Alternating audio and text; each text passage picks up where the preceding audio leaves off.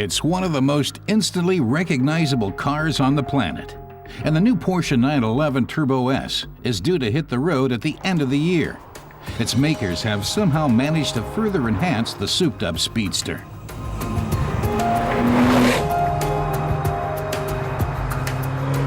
Porsche has moved from the active to adaptive aerodynamics, explains Wiegand. Instead of the straightforward rear wing still seen in the 997 Turbo, there's a rear wing and a retractable rear spoiler.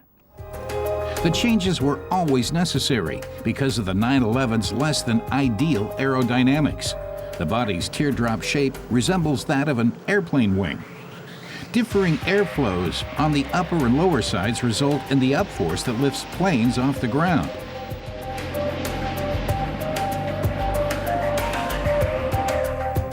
To prevent this happening with the 911, Porsche added parts to keep the car fast but firmly on the road. The carmaker continues to use rigid systems with some models. The retractable rear wing that has graced the 911 Turbo for so many years has now been revamped. It now moves in 2 stages, and its angle changes according to whether the sunroof is open or not. Opening the sunroof completely changes the car's aerodynamics, explains Bernd Herrmann. The wing can be adjusted to keep the vehicle balanced. Among the all-new features is the pneumatically extendable 3-stage front spoiler. It generates additional downforce on the front axle.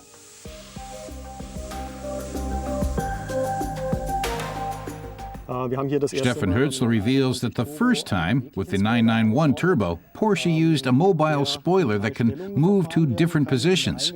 In the start position, it has a much higher approach angle compared to the preceding model, which makes it easier to enter parking garages.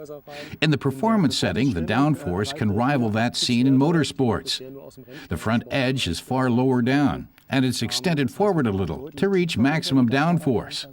The intermediate speed setting, which is engaged automatically at 120 kilometers per hour, is set for optimum efficiency, which means downforce values and drag coefficients similar to those in our preceding model, the 997 Turbo.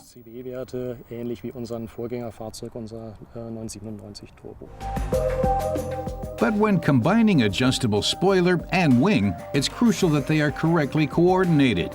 Otherwise, the aerodynamics could in fact worsen. We realigned a car to test this so that we could steer the rear wing with the front spoiler extended.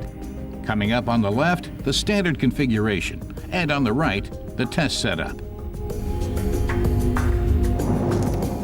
The misalignment causes chaos on the rear axle, and the car drifts out.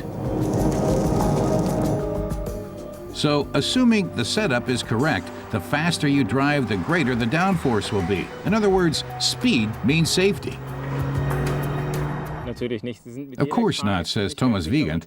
The aerodynamic forces are proportional to the speed squared, and the steering response is far more sensitive. These effects compensate each other. A steering movement at a higher speed will be compensated by the higher aerodynamic forces, so you're equally safe whatever the speed.